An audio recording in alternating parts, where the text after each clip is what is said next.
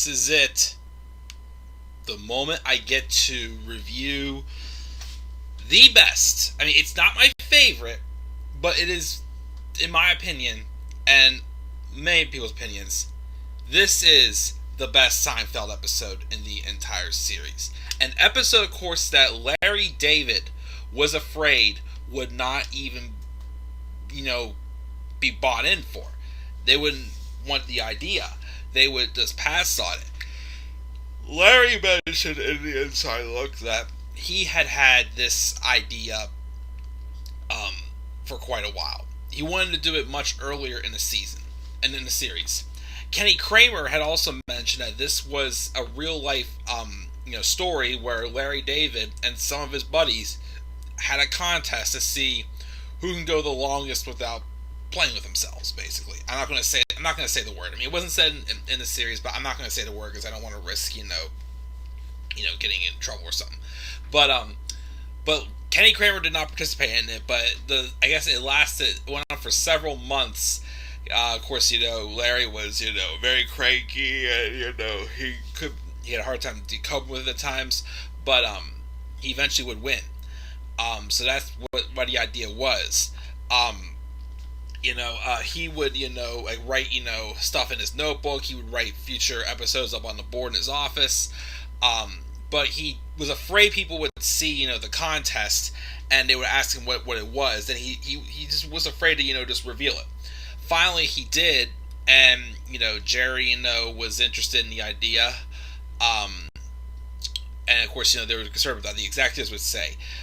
Warren Littlefield said in the breakthrough season that, they brought it to him, and they explained what, this episode is really about, and he's like, ooh, that is actually interesting. So, of course, they ran it through other people, and, the sensory, they had some concerns for sure. They definitely had to make some changes. I know they were told that they used the word Snapple much less. But they were honest that, Seinfeld, has had a unique way of telling its stories. So they were willing to give this a shot and see what happened. Or, of course, originally the table read, they're reading it, it's like, there's no way this is going to go through. But it did. As Jason Alexander said, it was just really great writing, it was inoffensive, and they never even said the word that starts with the letter M. And as also Warren Littlefield says, this show was one of those shows that you did not want to go into work the morning after this aired and not talk about that episode. This was the prime example of water cooler television. It was also, of course, the episode that won an Emmy. It was also the first appearance of Estelle Harris playing Estelle Costanza. And again, like I said, it's just considered the best episode in the series. So let's talk about it. So Jerry, Kramer, and Elaine were eating at Monk's. They were waiting for George to come.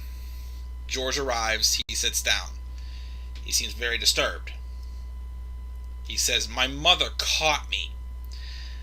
And everybody's like, "Wait, what were you doing?" He's like, I was alone. And then everybody's, again, just, catched on, like, and then Kramer's like, "She caught you?" Because, again, the whole idea was not, I think in the original script, the M word was used maybe, like, once. But they thought it'd be funnier if they didn't use the word, which I think really worked out for a course. George said he had stopped by the house to drop the car off, and he didn't think anybody was there. So he went inside for a few minutes, he found a Glamour magazine, and, went from there. His mom, though, walked in and was like, "George, oh my God, what are you doing?" She fell over and her back went out. So he had to rush her to the hospital. And, of course, everybody's cracking up, and George was like, "It's not funny, Elaine," which I thought at first was just the blooper section, but for real, Elaine, they had Elaine laughing about the fact that his mom threw her back out. But then George goes, "I am never doing that again," which they didn't believe. And then Jerry and George start saying they could outdo each other and who can go the longest without doing it. George, though, says care to make it interesting. So they each bet $100. Kramer wants to jump in. And then Elaine wants to jump in. And of course, this is even more interesting in the fact that, Julia Louis-Dreyfus said, that, they even include, a woman, talking about it too. And then, of course, since they said it's easier for a woman not to do it, she then said she'll do 150. So there was like, okay, it's on. They do the whole thing with like the pinky promises and then break. Back at the apartment, in Jerry's apartment, we already had one out immediately. Kramer was pointing out that there was a naked woman across the street. So Jerry and George were watching her. Elaine walks in and, she's saying stuff, and she's saying stuff to see if the boys were paying attention to her, but they weren't. But then Kramer goes, oh, okay, and he walks away. He's only gone for not even 30 seconds. This is one of the most classic moments in the whole series. He just walks away so serious, like, okay, yeah, I'll be right back. He's all cool and calm. He walks back in, and he just walks right over to Jerry's counter, slams something on the counter, and just goes, I'm out. And the crowd just popped. Which, fun fact, that was actually, according to IMDb, the 100th entrance in the series that Kramer had made into Jerry's apartment. But Kramer was just out. He goes, it's that woman across the street, you guys better watch. You guys will be next. So he basically had nothing to lose, so he just always spent his spare time, just staring out Jerry's window, waiting to see if that woman was there again. Meanwhile, we then have Jerry, who is still dating Marla the Virgin. Of course, that kind of helps him, even though he really wants to, as he described it, as his troops are gathered up at the borders, he's just waiting for, the green light. He wants to do it with Marla, but of course, Marla's not ready yet. They were making out in the car, but they wanted to slow it down, but they said she'll see him Saturday night and everything, and things seem cool. Elaine, meanwhile, goes to an aerobics class, and she finds out that JFK Jr. is in her class also, which, of course, she's just, like, stunned and out of breath. And the lady who's in charge of the aerobics class, Joyce, says that she's going to put Elaine right behind him. So, of course, we then see that a couple of times in this episode, we see shots of, like, everybody struggling to sleep at night. Jerry is restless. George is restless. Elaine was restless. Kramer, though, who's already out, is out like a light and just in his zone. So, of course, they see each other, the next day at Monk's. They're still saying how they're, like, well, we also have George. No, I forgot this part. I'm sorry, I went a little too far.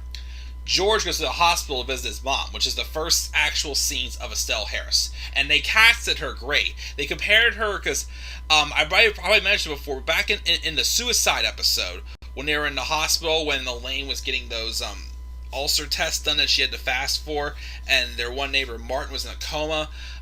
There was a lady who was sitting next to George in the one scene with him and Elaine, and that in real life was Jason Alexander's real mother. And Estelle Harris, minus the glasses, was casted very well to almost duplicate what Jason Alexander's real mother looks like. It was just a great match, and it worked just great.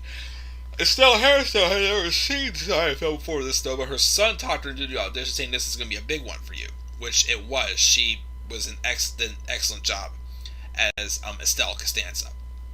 But George goes to visit her, and of course, just her shrieking, voice, like, I want you to see a psychiatrist. I walk in, I find my son treating his body like it was an amusement park. You could just sell out Madison Square Garden, beat big hits and all this stuff. But then George's cousin Shelley comes in to visit, which George paid no attention to her because a nurse came in at 6:30. She was giving the lady next door a sponge bath, and George was really, entertained by it. So he was still finding excuses to go back around 6:30 to see the lady get her sponge bath. So of course, George is saying, he's hoping his mother stays in the hospital for a while. Elaine came in though and told them how she met JFK Jr. and how he's in her aerobics class. But then she says how she was trying to get her attention, and she was trying to get his attention. I'm sorry, and I'm starting to get tired. It's still after 1 o'clock already on New Year's Day. Also, by the way, but Elaine then basically said her and JFK got chatting, and they split a cab. She lied and said that she lived uptown, even though she lives downtown. So she rode with him, and she got dropped off in front of Jerry's building because that's where she wanted to say she lived. Meanwhile, well, wait, that's a little bit later. So then we have George, going back to the hospital to get there for 6:30 to see the sponge bath. Even though first Mrs. Costanza is telling him to go get her a sandwich, which he's saying 10 minutes, and he improvised a line trying to stall time. Here, take some Tic Tacs. And apparently it was not shown in the blooper reel, but Estelle Harris could not stop laughing for like 20 minutes when Jason Alexander added in that shot where he just improvised throwing in a thing of Tic Tacs for her to eat. Elaine goes to the aerobics class and is dressed even nicer. She wants to really catch the attention of JFK Jr., which she was told by Joyce that apparently JFK asked about her and wants to meet her in front of her building at 9 o'clock. And then, of course, the next day, Elaine walks, which, of course, Jerry and George are arguing with each other. They're both just restless. They're just they can't sleep. Jerry's saying something's got to give. He's dating a virgin. He's doing this. He's doing that. Something's just got to give, as he keeps saying. Elaine, though, walks in, doesn't say a thing, just pulls out the $150 and puts it down. They're just like, we thought you were queen of the castle. What happened? And she just goes, it was, John. But she's telling Jerry how she has to meet JFK Jr. outside of his building around 9 o'clock on Saturday night because he wants to pick her up. But again, he thinks that she lives in Jerry's building. So she's going to wait for JFK Jr. there. Well, Saturday night comes. Well, first off, again, Kramer keeps, just staring out the window at that woman. Jerry's trying to distract himself. He was watching Tiny Toons, and he was singing "The Wheels on the Bus Go Round and Round." But of course, it's just... And also, apparently, Jerry in real life did not know that song existed until this episode. But then Saturday night comes. Elaine is outside waiting for JFK Jr. Jerry's back on his living room couch making out with Marla. Marla then says she's ready. She wants to go to the bedroom. And they keep talking, and then he tells her about the contest, which really upsets Marla. She gets out and leaves. Elaine sees her downstairs and tells her, and basically she's like, "Oh, Marla, good to see you," and she doesn't want to see them again because she thinks they're all sick and whatnot. So JFK Jr. never shows up. She goes upstairs with Jerry to see what happened with her and Marla, and he just said he told about the contest. George then comes up and says that JFK Jr.